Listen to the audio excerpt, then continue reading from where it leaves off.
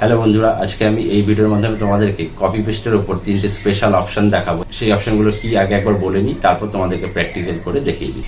প্রথম যে অপশনটা দেখাবো সেটা হচ্ছে ফরম্যাট পেইন্টার। মানে আমরা যখন কোনো একটা সেলকে ফরম্যাট করি এবং কাজ করার পরে হয়তো আরেকটা নতুন সেল লাগে, তখন কি হয়, আমরা সেই ফরম্যাটটাকেই সেখানে কপি পেস্ট করে দিয়ে দিতে পারি।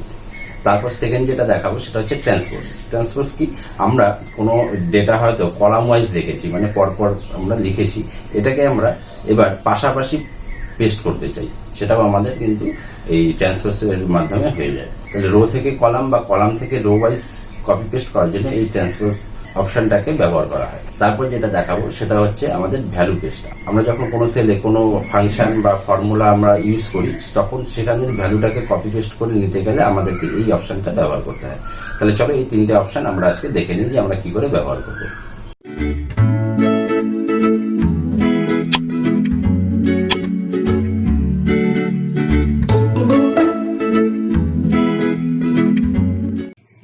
আমি প্রথমে দেখাচ্ছি ফরম্যাট প্রিন্টার। ফরম্যাট প্রিন্টারে কি হয়, আমরা এরকম অনেক সময় কাজের ক্ষেত্রে ফরম্যাট তৈরি করে নিই, কিছু কিছু ক্ষেত্রে সাইজও বাড়িয়ে নিই বা অন্যান্য যে ফরম্যাটগুলো আছে সেগুলো আমরা চেঞ্জ করে নিই।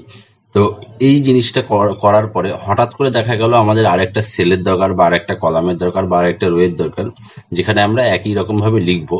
তো তখন কি হয়, আমাদেরকে এই সেম ফরম্যাটটা আবার করতে হয়। সাপোজ আমি এখানে নিয়ে নিচ্ছি অ্যাড্রেস।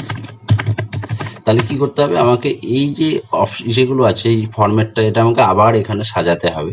তো আমি সেটা করার আমার এখানে দরকার নেই। আমরা কি করব, এখান থেকে আমার যে ফরম্যাট করা যে সেলগুলো আছে সেটাকে সিলেক্ট করব। করার পর আমি ফরম্যাট পেইন্টারে একবার ক্লিক করব, তাহলে আমার ফরম্যাটটা কপি হয়ে গেল। এখানে দাগগুলো দিয়ে বোঝা যাচ্ছে যে আমার ফরম্যাটটা কপি হয়ে গেছে। এবার এখানে যখন আমি পুরো সেলটা সিলেক্ট করেছি, তো শুরুর সেল ছিল জেন্ডার, তো আমি এখানে এই অ্যাড্রেসের উপরে এসে একবার ক্লিক করব, তাহলে আমার এটা পেস্ট হয়ে গেল। তাহলে এইভাবে আমরা ফরম্যাট কপি করতে পারি। এবার যেটা দেখাবো সেটা হচ্ছে ট্রান্সপোজ। তো এটার জন্য আমাকে প্রথমে এমনি নর্মালি কপি করতে হবে। তো আমি নর্মালি কপি করলাম। এবার যেখান থেকে আমি পেস্ট করাটা শুরু করব, তার উপরে সাপোজ আমি এই ঘরগুলোতে নেব।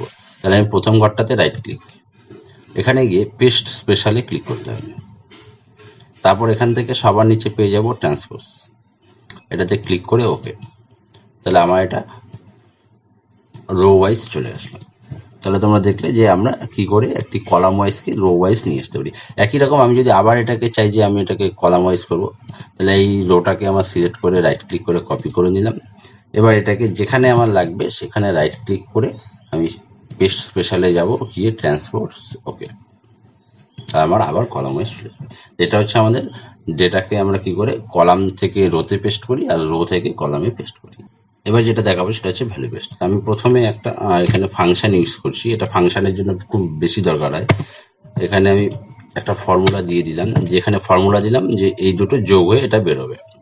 এবার এটাকে টেনে দিই, তাহলে আমার এখানে 30। এবার আমি যদি চাই যে এই 3টে ভ্যালুকে আমি কপি করব, মানে ফর্মুলা বা ফাংশন ইউজ করার পর আমি তার ভ্যালুটাকে শুধু কপি করে অন্য জায়গায় নিয়ে যাব। তো আমি এটাকে একদম নর্মালি কপি পেস্ট করে দেখি সেটা কেমন আসছে। কপি আমি এই জায়গায় আনতে চাই, তাই রাইট ক্লিক করে পেস্ট। তা আমার এখানে কিন্তু 0 আসলো। তো অর্থাৎ আমরা যখন কোনো সেলে ফাংশন ইউজ করি বা ফর্মুলা ইউজ করি, তখন আমরা নর্মালি কপি পেস্ট করলে সেই ফর্মুলাটা কপি পেস্ট হয়। এখানে আমরা দেখতে পাচ্ছি যে ফর্মুলাটা চলে আসছে প্রত্যেকটা সেলে। তো এর জন্য আমাদেরকে কি করতে হবে, ভ্যালু পেস্ট করতে হবে। তো আমি আবার একই রকম এটাকে রাইট ক্লিক করে নর্মালি কপি করে নিলাম। এবার যেখানে পেস্ট করব তার উপর রাইট ক্লিক করে পেস্ট স্পেশালে যাব। এখানে আসার পর এখান থেকে ভ্যালুতে ক্লিক করব, করে ওকে। তাহলে আমার এখানে শুধু ভ্যালুগুলো চলে আসলো, এখানে কিন্তু কোনো ফর্মুলা আসেনি, অনলি ভ্যালু চলে আসছে। তাহলে এইভাবে আমরা যে কোনো ফর্মুলা থেকে তার ভ্যালুটাকে নিয়ে কপি পেস্ট করতে পারি।